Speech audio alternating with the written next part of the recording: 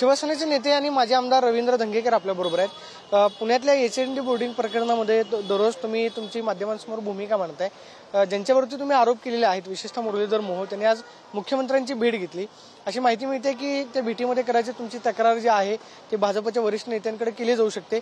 महायुतीतले नेते म्हणून याचा फटका तुम्हाला बसू शकतो असं तुम्हाला वाटतं?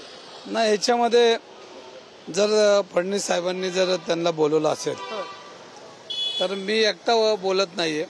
ह्याच्यामध्ये महावीरांचं जे देऊळ होतं ती जागा विद्यार्थ्यांची होती आणि गतिमान जागा हडपण्याचा जो कार्यक्रम पत्रिका केली त्याच्यावर जाब मला वाटतं देवेंद्र फडणवीस त्यांना विचारते। आणि आपण बघितलं असेल तर मी एकटा बोलत नाही, अनेक लोक बोलतात।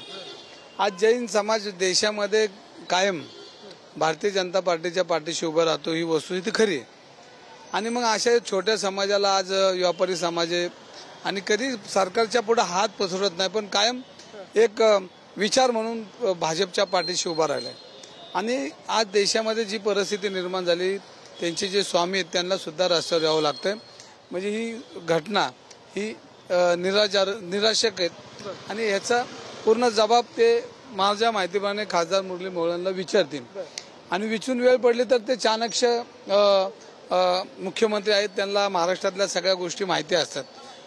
जरी पक्ष असला तरी एक देवधर्म यांचं रक्षण करण्यासाठी ज्या पक्षाची निर्मिती झाली त्याच पक्षातल्या लोकांनी देऊळ गहाण ठेवलं आणि ज्या पद्धतीने व्यवहार झाला बोगस व्यवहार झाला त्याचा जाब देवेंद्र फडणवीस असा विचारतील हा मला विश्वास आहे आणि वेळ पडली तर त्यांच्यावर कारवाई करतील असं मला वाटतंय। तुम्ही त्यांच्या राजीनाम्याची मागणी करताय पण ते असं म्हणतात की माझा या सगळ्या प्रकरणाशी काही संबंध नाही, तुमच्याकडे पुरावे नाहीत, तुम्ही वैफल्यग्रस्त आहात, निवडणुकीमध्ये पराभव झालेला आहे, ही सातत्यानं तुमच्यावरती टीका केली जाते। मी तुम्हाला सांगतो मी वैफल्यग्रस्त वेड आहे, पण जैन धर्माचं महावीरांचं देऊळ हे कधी बांधणार हे सांगा। वेडाच माणूस विचारतोय आणि वेड्या माणसाची समजूत काढा।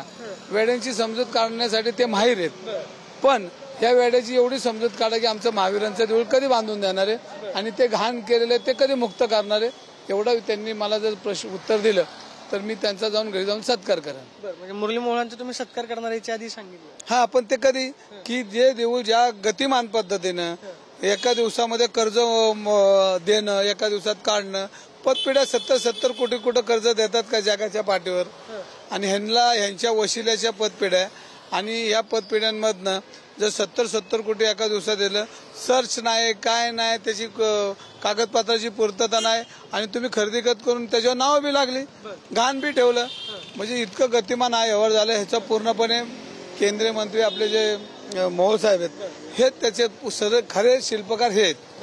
हे माझा प्रश्न आहे आणि त्यांनी उत्तर द्यायचंय, हा त्यांचा प्रश्न आहे। ते म्हणतात की दररोज तुम्ही दररोज आरोप करता, तुमच्याकडे पुरावे नाहीत, पुरावे का दाखवत नाहीत, कागद त्यांना विचारा किंवा कागद दाखवा म्हणावं, कागद मात्र तुम्ही देत नाही।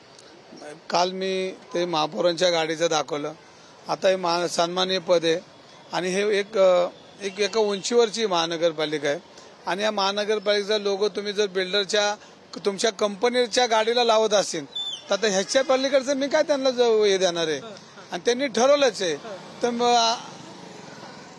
काही कबूलच करायचं नाही। तर आपण असे म्हटले की मी पुणेकरांच्या पैशाची गाडी नाही वापरली, स्वतःची गाडी वापरली, पहिला महापौर आहे की ज्यानं महानगरपालिकेची गाडी नाही वापरली। आता पण जेवढे महापौर झालेत ना त्यांच्याशी तुम्ही बातचीत करा, एक सन्मानाचं पद असतं आणि त्याच्यामध्ये त्याला काहीतरी एक चौकट आहे। तुमच्या खाजगी गाड्यांना, तुमच्या बिल्डिंग व्यवसायाच्या गाड्यांना ते म्हणले ना मला 1 रुपयाचा फायदा नाही आला बिल्डिंगला आणि तेच बोलले होते आणि बिल्डरने मग एवढ्या श्रीमंत पैशाच्या गाड्या घेतल्या कशा काय, ते एक प्रश्न येतोच की परत। आता ह्या प्रश्नाची त्यांनी उत्तर द्यायची नाही ठरवली आणि मी त्यात नाहीच आहे, तर मग तुम्ही आम्ही काय करू शकतो। पण ही गाडी तुम्ही खाजगी कंपनीच्या गाडीला हा लोगो लावला, हा पुणेकरांचा अपमान आणि पुणेकरांचा जी अस्मिता आहे ही तुम्ही बिल्डरच्या कंपनीमध्ये घाण ठेवली। एकीकडे उदय सामंत असं म्हणाले की रवींद्र धंगेकरांना पक्षातून बाहेर काढा असं काही लोकांचं म्हणणं आहे, मात्र नवी मुंबईमध्ये भाजपचे नेते मात्र शिवसेनेच्या विरोधामध्ये बोलतात। हा तुमचा वाद जो आहे तो पक्षाच्या पातळीवरती गेला असं म्हणायचं का, की म्हणजे भाजपच्या नेत्यांनी टीका केली तर शिंदेचे नेते बोलतील किंवा शिंदेच्या नेत्यांवरती टीका केली तर भाजपच्या बाबतीत भारतीय जनता पार्टीचे अनेक नेते माझी बाजू समजून घेऊन माझ्या बाजूने बोलतात, तुम्ही बघितलंय आणि त्याच्यामुळे हा भारतीय जनता पार्टी शिवसेना भारतीय जनता पार्टी रवी धंगेकर हा वादच नाही, ही विकृती आहे। जी विकृती आज तुम्ही बघितलं असेल पुणे शहरात अनेक आमदार खासदार झाले पण त्यांच्याबद्दल आजही लोक वाकून नमस्कार करतात. मग प्रदीप राऊत असतील, प्रकाश जावडेकर असतील, अनिल शिरोळे असतील, विजय काळे असतील, गिरीश बापट असतील, पण एवढा गतिमान व्यवहार भूखंड खायचा हा त्यांनी कधी केला नाही केला हे नाही. त्यामुळे जाब त्यांना विचारणार आहे. आज देवेंद्र फडणवीस साहेबांनी बोललं तर जाब विचारलाच बोलवलंय. आणि हा जैन समाज आज बघतोय की ज्या पक्षाला आम्ही इतकी मोठी ताकदीने त्यांच्या पाठीशी उभा राहतोय आणि आमच्या देवा धर्माला तुम्ही घाण ठेवताय, ह्याचा जबाब देवेंद्र फडणवीस त्यांना विचारणार. ही वस्तुस्थिती खरी आहे आणि तुम्हाला उद्याच त्यांना काहीतरी जाब विचारला म्हणजे देवेंद्र फडणवीस मुळांना जाब विचारतील असं तुमचं म्हणणं? प्रश्नच नाही. कारण ते चाणक्य राजकारणी आहेत, महाराष्ट्राचं काम बघतायत, मुख्यमंत्री आहेत आणि त्यांना ह्या गोष्टी समजतात. त्यांच्याकडे गृह खाते त्यामुळे खाली काय चाललंय हे त्यांना चांगलं कळतं. त्याचा जाब ते नक्कीच विचारतील. कारण मला त्यांच्याबद्दल एक आहे की खरंला खरं आणि खोट्याला खोटं त्यांचं. मुरली मोहोळ असं म्हणतात की तुम्ही त्यांना पुरावे दाखवणार का? पुरावे दाखवणार का? आता गतिमान भूखंड खायचा जो आहे, जो केंद्राचे मंत्री तिथं सपोर्टिंग आहे, ती जी आता ह्याच्या पुढे सांगतो ती जी बँक आहे त्या बँकेमध्ये कोणाचे पैसे आहेत ह्याची चौकशी झाली पाहिजे. कारण ते महानगरपालिकेचे पैसे टेंडर मधले पोचलेत का नाही ह्याची मला चौकशी करायची. ते आता हळूहळू कारण वेळ मिळत नाही मला. आणि ह्या बँकेत पैसे कुणी ठेवले, ह्यांचेच पैसे काळ्याचे वाईट झालेत का हे मला आता चेक करावं लागेल. आज एकीकडे त्यांनी मुख्यमंत्र्यांची भेट घेतलेली आहे. तुम्ही याआधी असं म्हटलेलं होतं की मला एकनाथ शिंदेशी सविस्तर बोलायचं आहे, मला जे एका प्रकरणामध्ये जे काय सांगायचं आहे ते मी एकनाथ शिंदे यांना भेटून सांगेल. एकनाथ शिंदेची तुम्ही अलीकडे काय भेट घेणार आहात का किंवा भेटीसाठी? शिंदे साहेबांचं नेतृत्व मी पूर्वीच मान्य केलेलं आहे, त्यांच्यावर काम करतोय. मला विश्वास आहे एक कार्यकर्त्याच्या पाठीशी ते उभे राहतील आणि ते राहत आहेत. आज मी पुणेकर म्हणून लढतोय. तुम्ही बघितलं असेल अनेक पुणेकर मला आशीर्वाद देतात. आता पुणेकर आणि भारतीय जनता पार्टीमधली विकृती ह्यांची लढाई चालू झाली. सकाळपासून आता तुम्ही फेसबुक बघा, व्हॉट्सअप बघा, दंगेकर चांगला दंगेकर, वाईट दंगेकर. आता त्याच्यामध्ये मला एक थोडी जरा बरं वाटलं की आता मुरलीधर मोहोळांचा गट आता बाहेर आलाय. म्हणजे ह्या गटामधल्या आता पक्षाला बी कळेल की ह्याच्यामध्ये आपल्याला कोणाकोणाला उमेदवारी द्यायच्या आहेत आणि ज्यांना मिळणार नाहीत तर त्यांना कुठल्या गटाकडून द्यायच्या हा आता प्रश्नचिन्ह कार्यकर्ता. पण मला बरं वाटलं की एक पक्षाचं काम मी पूर्णपणे केलं की आता यादी मागायची गरज लागणार नाही. फेसबुक बघायचा, रवी धंगेला कोण कोण शिवाय देतं ते बघायचं आणि त्याला उमेदवारी द्यायची. नाही मात्र आता एकीकडे उदय सामंत असं म्हटलंय की शिवसेनेतल्या नेत्यांनी एकनाथ शिंदेना अडचण होईल अशा पद्धतीचे वक्तव्य करू नये किंवा भाजपमधल्या लोकांनी देवेंद्र फडणवीसांना अडचण होणार नाही अशा पद्धतीचे वक्तव्य करू नका. आता तुम्ही मग शिवसेनेमधले नेते आहात, माजी आमदार आहात, एकनाथ शिंदे या सगळ्या तुमच्या प्रकरणामुळे अडचणीत येतील असं तुम्हाला वाटतं का? अजिबात नाही. ते गुन्हेगारांच्या विरोधात बाजूनी कधीच बोलले नाही.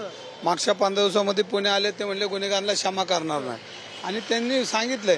आणि याच्यामध्ये मी काहीच विचारत नाही. जैन मंदिर जे तुम्ही घाण ठेवलंय त्याच्याबद्दल मी जर बोललो तर त्यांनाही दुःख वाटणार नाही. कारण देव देश धर्म पाळणारे आम्ही लोक आहेत. आमचा पक्ष त्या पक्षाचं शिवसेना प्रमुखांचं ते सगळं त्यांनी भगवा ध्वज आणि महाराष्ट्रात शिवसेना हिंदुत्व त्यांनी प्रखरपणे मांडणी केलेली आणि त्या पक्षाला कुठल्याही देवा धर्माचा मान सन्मान हा राहिला पाहिजे आणि त्या हेतूने मी बोलतोय. ह्याच्या पलीकडे काय बोलत नाही.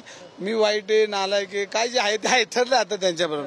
पण ते महावीरांचं देऊळ, महावीरांची मूर्ती ही सन्मानाने तिथं डौलदारपणे बांधायची आणि ते घाण ठेवलेल्या लोकांवर कारवाई करायची एवढंच माझं म्हणणं आहे. कारवाई मग कोणाकोणावर झाली पाहिजे? ज्यांनी गतिमान हा व्यवहार केलाय, गतिमान पैसे दिलेत, गतिमान यांची बिल्डर आहेत आणि ह्यांना मदत करणारे गतिमान सगळे खासदारांपासून सगळ्यांवर गुन्हे दाखल झाले. दंगेकर आता मग बोलायचं थांबतील का? उदय सामंत असं म्हटलं की एकनाथ शिंदेना अडचण होईल अशा पद्धतीचे वक्तव्य करू नका. आता काय या सगळ्या प्रकरणामध्ये पाठपुरावा सुरू राहणार की मग कुठे थांबवलं? महावीरांचं देऊळ घाण ठेवलं त्यांच्यावर जर मला बोलायला कोणी बंदी करेल असं मला वाटत नाही. मला भारतीय जनता पार्टीला सच्चा कार्यकर्ता बी सांगणार नाही की तुम्ही बोलू नका. कारण शेवटी एक अस्मिता, एक धर्माचं मंदिर आहे. इथं त्या जैन धर्माचे साधू तिकडे आलेले आहेत आणि ते तडफडीने आग ओकतायत. ही सगळं देश बघतोय आणि एका साधूला तुम्ही तडफडताना बघताय ह्याची कोणाला लाज वाटत नाही का? हा महत्वाचा प्रश्न. आपण पाहतोय की आज जरी त्यांनी मुख्यमंत्र्यांची भेट घेतलेली असली तरी सुद्धा त्या भेटीमध्ये मुख्यमंत्री मुरली मनोहर यांना जाब विचारतील अशा पद्धतीची प्रतिक्रिया रवींद्र धंगेकरांनी दिलेली आहे. मात्र पक्षामध्ये मला जैन धर्मियांवरती जे मुनीजी आक्रमकपणे त्यांची भूमिका मांडतायत किंवा या सगळ्या प्रकरणामध्ये मला कोणीतरी बोलण्यासाठी थांबवेल असं मला वाटत नाही, अशी प्रतिक्रिया धंगेकरांनी दिल्याचं पाहायला मिळते. Camera person Pramod Soni, Pradeep Kapse, TV9 Marathi, Pune.